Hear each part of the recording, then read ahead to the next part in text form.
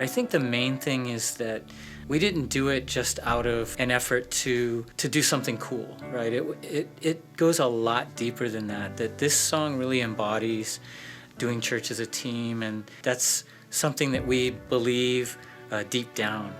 And so when you have a project that is so inspiring, but also exactly hits the mark of the story that you're trying to tell, and the story of doing church as a team to our conference, that when all of those things come together perfectly, you know that you're in God's will.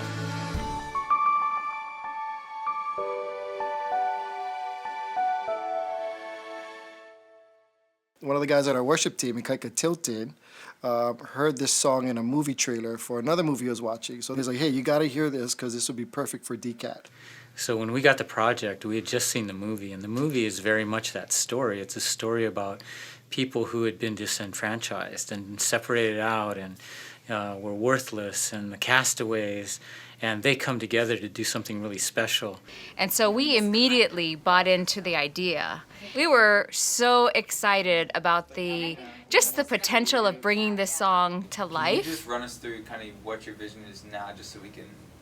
I think it was the next day or very quickly after that, we went out and started scouting because we wanted to get a jump on it and get ahead, and we were out at all these real beautiful outdoor locations. And the more I listened to the song, I felt like it wasn't quite telling the story of what the words were saying. We started thinking about all the things that we could do with this song, and throughout that process, each of us on our team felt like there was something necessary to bring a story element to the song. Because in the film, the song has great emotion. We went back and I kind of reconcepted it.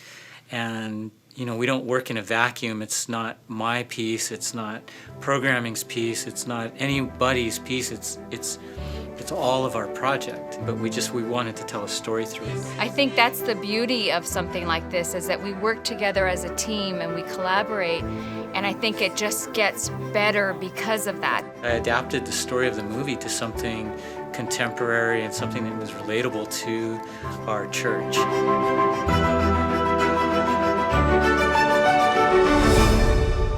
Well, the first thought when we heard the song was like, okay, how do we duplicate this high-budget piece of art?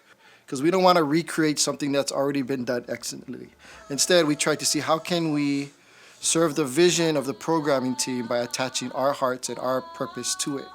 I think it's in 1 Corinthians 14 or so, where it says everyone has a psalm, everyone has an interpretation. So we just got on our knees and, God, how do you want us to present this song as people of New Hope with a specific story to tell?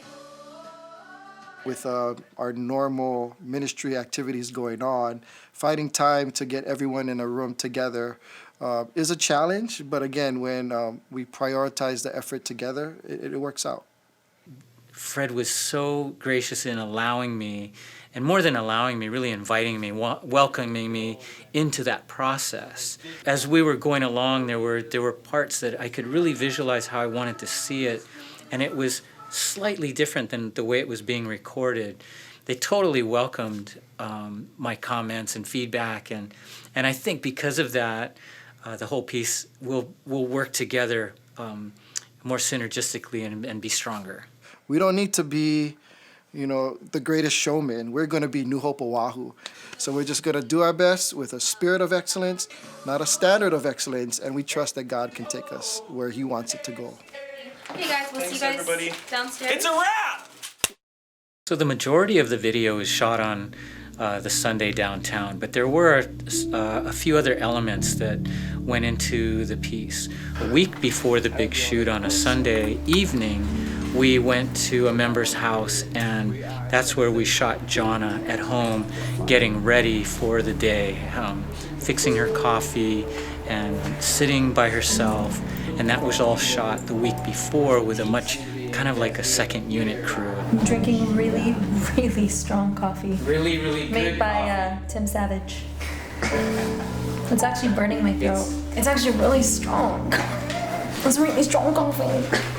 So we all come to life with insecurities, and we feel isolated in our own ways because of our own issues. And so Jana's character is everyman, and I thought she did such a beautiful job in portraying that character. She just handled the emotion of that scene so beautifully, and I really hope people see that, because it's the development of that character, of course, who really breaks through all of that and then empowers all of the people around her. My role as a producer was to secure the locations that we would be filming. And in this case, it's closing down a street. And it takes about 3 weeks to get permission to close down a street. Because if we didn't start that far in advance, we wouldn't be able to get it done, because it just takes a while. Working together was really fun. We were meeting almost every week, I think, leading up until the project. We had to do a lot of work very quickly. If we had 1 week less, if even we had a few days less, we wouldn't have been able to do what we did. We submitted everything, and we just kept moving forward. We were moving even before we had the permit, because we had to. And there's really not much you can do to rush that process. But thankfully, God had favor on us, and Marty worked really hard to make sure that we were crossing all the T's and dotting all the I's, and making sure that we had done everything that we could possibly do to make it happen. Our shoot was Sunday. We got the permit on Friday. You know, the shoot day really starts, of course, weeks before. 7, 8. Well, look out, 'cause here I come. We're practicing for DCAT and the music video. See, like, they're working really hard. Look at that. As a wardrobe coordinator, I had to work closely with the director and mainly the producer to try and figure out what kind of looks we were going for. We wanted to have a mixture of business looks, casual business attire, as well as some street and urban looks. We wanted to feel like a day in downtown Honolulu. So we are about to start filming for DCAT, our video. This is me. It's so exciting.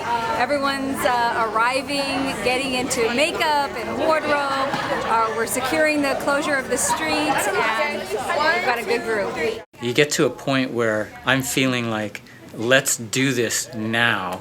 I can't wait till we start, because I can't wait till it's going to be over, because on the day, it's pretty stressful. I want to have them moving so that they're not so static in the background. Going into this, you would think that being on set for this shoot would be chaos. But on the day of, there was a really cool vibe. Like, everybody seemed like they were genuinely excited for what was about to be shot. I think when you watch it, you'll be able to see the energy of the people. I think when you look at the video, you can see just the volunteers and the families and the servants and our pastors. That tells me that, one, there's like genuine love amongst these people. And two, they understand the intent of the effort is not to put a wonderful art piece together, but rather to present the gospel in a creative way. I really love how we're able to work together as a team, not just in the video department of our church, but just collectively as a church with the different teams that we have. All the people that help with craft services and just making, food for the talent and for the volunteers. The shuttle drivers to Children's Arc and Life Change and resource people, all of these teams coming together on the day is what made that so special.